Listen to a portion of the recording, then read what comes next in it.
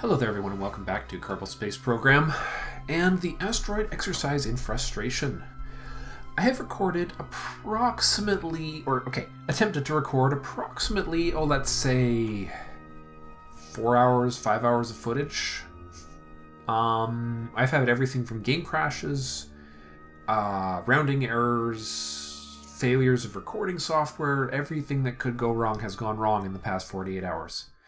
But the only good thing that's come out of it is I think I know how I'm going to do this. It's left me just a little bit jaded with the whole game right now, though, so we'll see. Anyways, right at this moment, we're looking at a Class B asteroid that we are about to make an intercept attempt with. It's got a decent angle. It's almost... it's not super pretty, but it should do the trick. It's supposed to be in a orbit around Kerbal by now. There it is. All right. Periaps. How much time do I have? 1 day. Okay, that's plenty of time. All right. Let's get to the launch pad and I'll show you the plan. So since the last episode, you may guess I've flown the ship. And, well, it had some problems. Didn't have enough... It had major stability problems. I should really learn, unless it's an interplanetary transfer, those 3 parallel engine ships are just notoriously hard to control. At least in Better Than Wolves. They cost a lot of RCS. I think you can get away with it in vanilla because the... reaction wheels are so much more powerful. They're really almost worthless in Better Than Wolves. So here is the latest and greatest, I almost forgot, the solar panels version of our ship. And I really only want to do bilateral symmetry, but apparently it's going to make me put 4 of the fool things on, unless I can figure out a solution. Dagnabbit. Alright, here's what we'll do. We'll do 2 bilateral installations here. I just hope I can get it right. Alright. There's one there.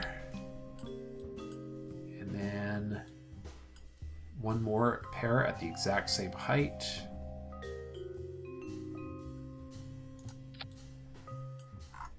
Within the realm of visual physics, I think the best bet would be to just align the tanks with the top of the... Now, I know in discussions in the comments, we decided that a C-class asteroid might be doable with this ship, or the predecessor of this ship. But, it went poorly. So I'm gonna be a chicken and go with a B-class asteroid this time. Whoops. There it is. 2 and 3. Perfect. Those don't work well enough, aren't heavy enough to be a super big issue, I don't think. So, the reason for the kind of bizarre design. A 5-engine ship seemed excessive. A 4-engine ship was... I wanted the center of mass to be smaller. One of the problems I had with the bigger ship was it started rocking and swaying and shaking in the whole 9 yards. Just the worst mess. Especially once I was docked with the asteroid. The thing just went completely nuts. Granted, I don't think I docked very well, but anyways, that's footage you're not going to see because of everything that went wrong. Basically, all the footage was completely useless. I lost half the video footage and a third of the audio footage for no obvious reason that I can determine. The software just went nuts on me. I don't know, just one of those days, I guess. So, here's the plan. As you know, as you may have seen, we have an asteroid coming into Kerbal space here. We have 1 day and 0 hours until it arrives. It is coming into a polar... not a polar orbit, but a... yeah, so we need our orbit to be going to the south of all things. So that's going to be a new one. I guess we'll see what happens here. Alright, so first things first, we're going to quick save right here on the launch pad, because that's the thing that I'm doing right now. Full throttle the engines and launch. And pray that I don't pay for forgetting to check the staging. I did forget one thing. I need these lower engines to be in a separate stage from the upper engines in the interceptor. I also forgot to set the action group on those things. So, back to vehicle assembly. You'll have to pardon, I've been through so many revisions. So the purpose of those extra engines, by the way, and this is something I'm pretty happy was suggested, is to allow us to reverse the ship without using any RCS. And what we're going to do is we're going to set 2 action groups. Custom 10 will operate these engines, and it's just going to be toggle. So toggle those and toggle those. And then on custom 9, we toggle these and toggle these. Okay, save that design. Now, that one other thing I did forget to do, I need to lock the gimbals on here because they're upside down. And trust me, I suspect that the well, it will work fine with the Poodle engine. These things, I actually had the thing spiral itself, so in one shot, the thing wound up spiraling so fast it actually tore itself to shreds. Okay, so those are locked. Yeah, good. Okay. All right, let's do this thing. Round 2. This is a minor setback because I did just finish redesigning this whole thing. The other reason for the 4 engines over 3 was I felt that the ship at critical moments was just a little short on mass maneuverability, because we are trying to intercept something that is going kind of fast through Kerbal space. It's on an escape trajectory, and we have a very narrow window of intercept. So we need to play it. Also, 4 engines in sequence like that, far more stable, far easier to control, all round nicer to fly.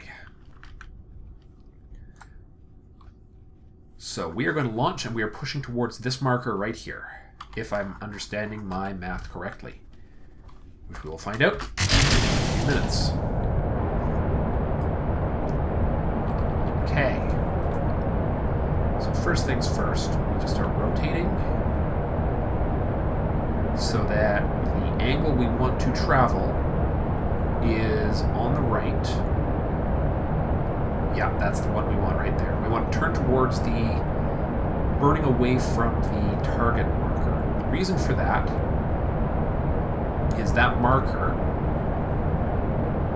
is basically it's when we loop around, that the orbit we wind up in will be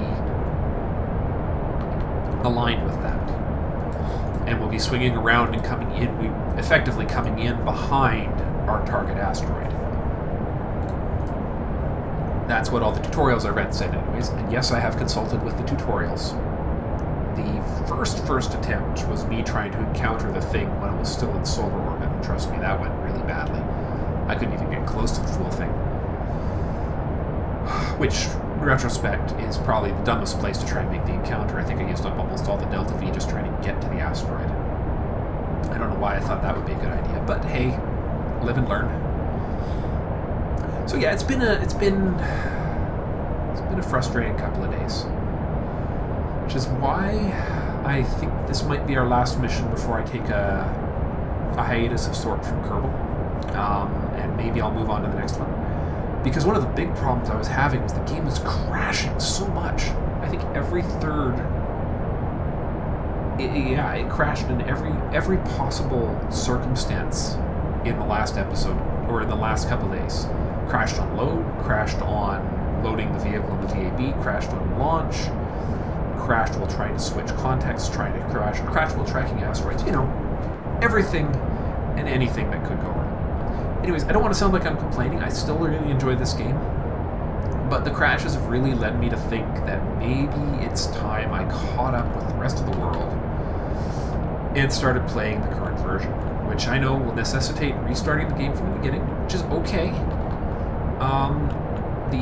It's going to be a little disappointing that we're not going to get the Mars mission I wanted to do, or the Duna mission. I might still try for that, depending on my energy level, but after the last couple days, I'm really ready for a short break on this series. I'd actually been planning on it back in the fall, and just I got inspired, and here we are. Games are a fickle thing, aren't they? Alright. Just about to lose our solid boosters right where I was wanting them. Right at the 10,000 meter transfer. Oh, by the way, I also have a cold, which is why I might be snuffling just a bit. Okay. Start the turn. Start the turn. 45 degrees, here we come. 45 degrees to the south. This will be the weirdest launch I've done in a while, I tell you.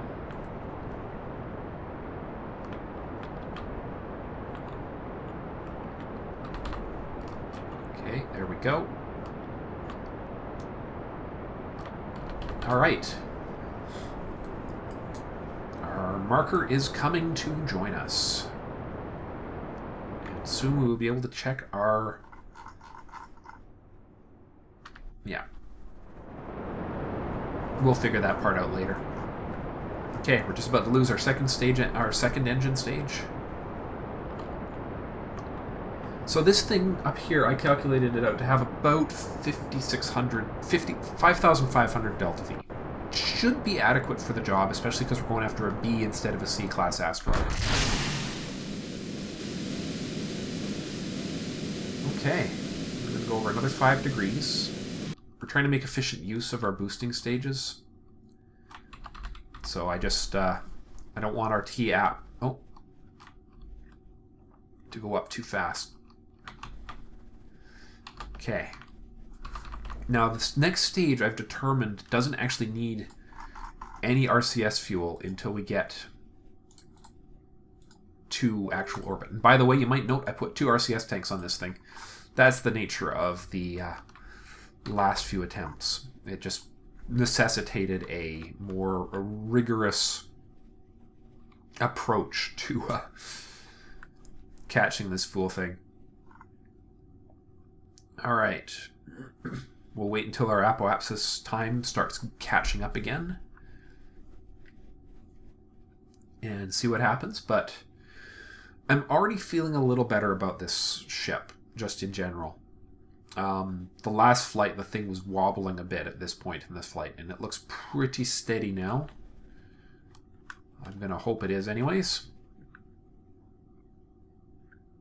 Okay, trying to put as much of this tank into our apoapsis, and then our next tank we're going to start swinging it over even further to start moving that periaps up. And hopefully I can do it without messing up the launch this time. I had a couple of bad launches. I always have a bad launch or two. It's just the way it works. Okay. Whoops! Shoot! Shoot! Well, that was bloody messy. Did all 4 engines make it intact? They did. Holy crap, that was a... Well, that's what happens when your hand jitters a little. Boy, was that prophetic or what? Holy crap. Boy, that was embarrassing. Holy smokes. Well, I'm really lucky that didn't turn out a lot worse than it did.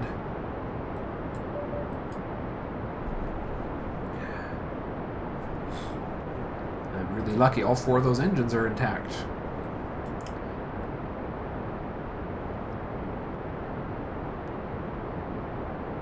Anyhow, that was a thing. Alright, we'll just get rid of... I don't really care about that thing. That's the one that we actually need to decouple. There we go. Alright, we're going to tilt over a little more. Trying to bring our prograde back to something a little more friendly. I don't want to go too far up over a minute till apoapsis, so which is why we're doing what we're doing right now.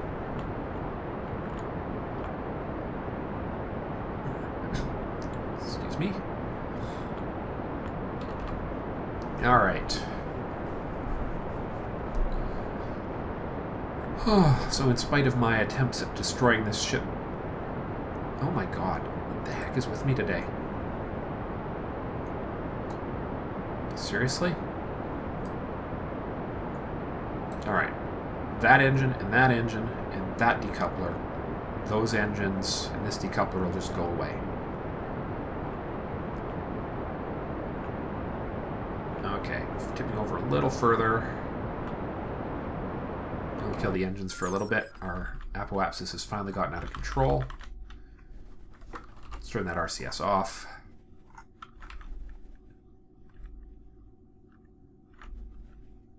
Just a little time warping to get us up into the actual orbit so we can stop this rotation.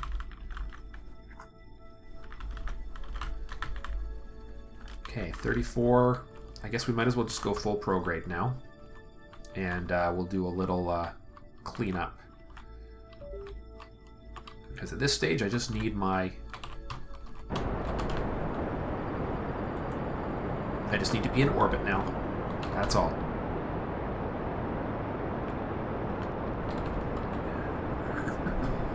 And we'll stop when TAP hits 30 seconds. Okay, kill it. We'll burn again at 15. Whoa, a little further than I wanted. That's okay. Alright, get that up into orbital elevation before... Holy smokes, that apoapsis bounced up fast. Okay, so the good news is we're in orbit. Let's see how we did. Ascending node, 32 degrees off. Really? Man, this is just not my day. How much delta V is it going to take to fix that?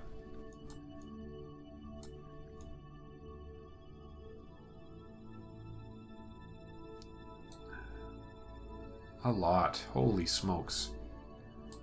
I can't believe I'm that far off. Really? I guess I should have gone more aggressively towards our target.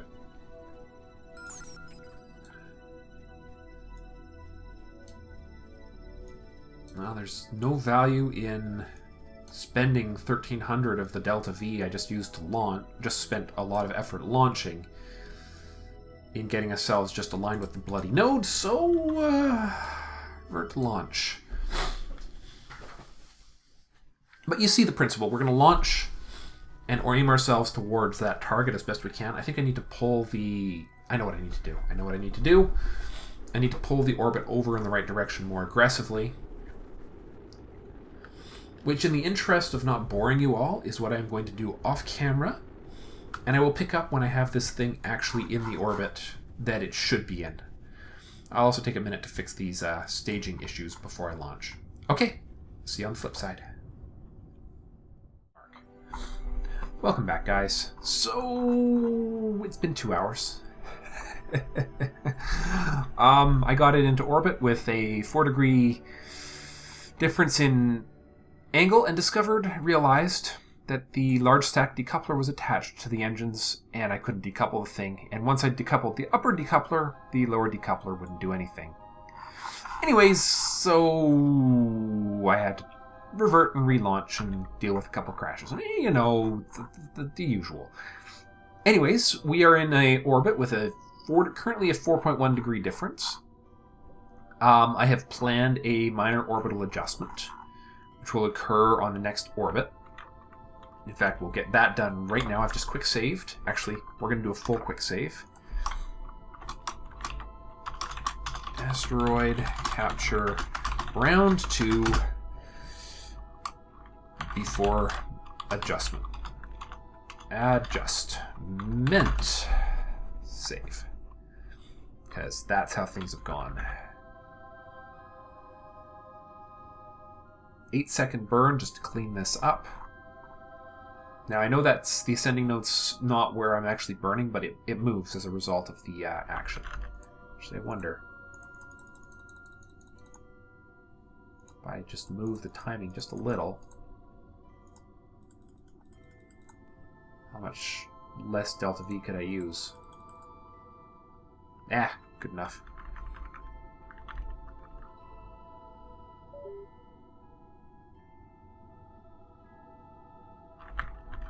Okay, I suppose I'd better do my orbital adjustment to be facing the right direction now. So these solar panels need to be doing the trick just fine.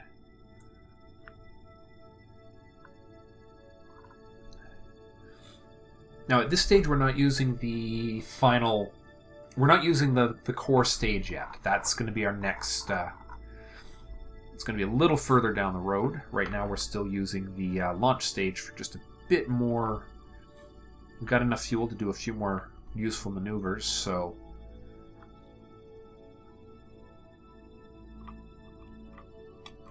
Alright, almost ready to lock it on.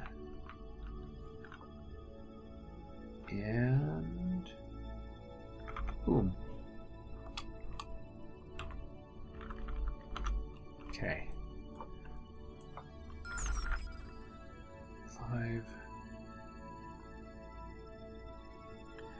Okay.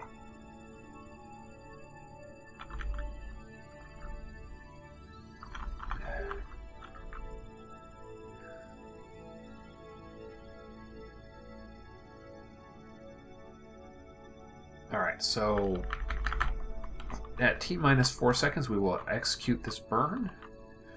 It is not going to require, it's not a lot, it's a reasonable amount of delta V, I suppose, considering the size of the ship right now.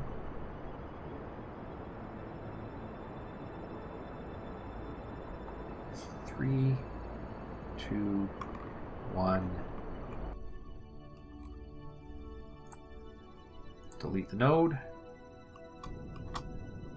Just a little more. There we are, a 0-degree difference. Mathematically, that's as good as she's going to get. Let's see what it's going to take to get an intercept with this thing now. So we want to try and intercept it pretty darn close to its periapsis if we can. She's out that way somewhere. Whoa, that's an overshot if ever I saw one. So as you can see, it's going to take us...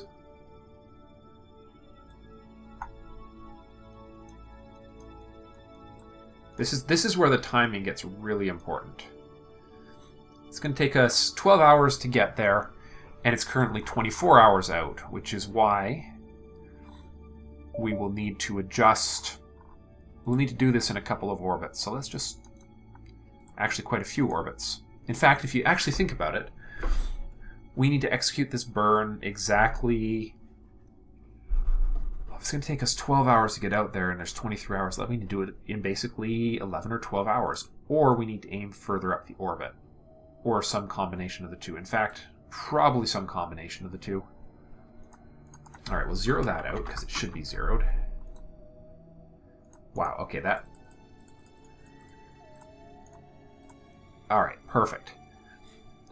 So, what we're going to do now is we're going to quick save. Encounter Asteroid round 2. Encounter planning. Save. So what I will do off camera between this episode and the next, because this is the end of today's episode, I need to catch my breath before I do this, and I will run the clock until... For basically, I'm going to run the next... Well, if that's in 23 hours... Yeah, so I'm going to run out the next 10 hours? 12 hours versus 23. 23 minus 10. Yeah, about the next 10 hours. I'm going to run 10 hours out of the game, and I'll bring you back, and I should have our orbital intercept, our interception planned. That's the tentative plan, anyways. I hope. Thanks for watching, everyone. Hope I haven't been too much of a downer today. It's been a tiny bit frustrating, but these things do happen. So I will see you in the next episode. Bye for now.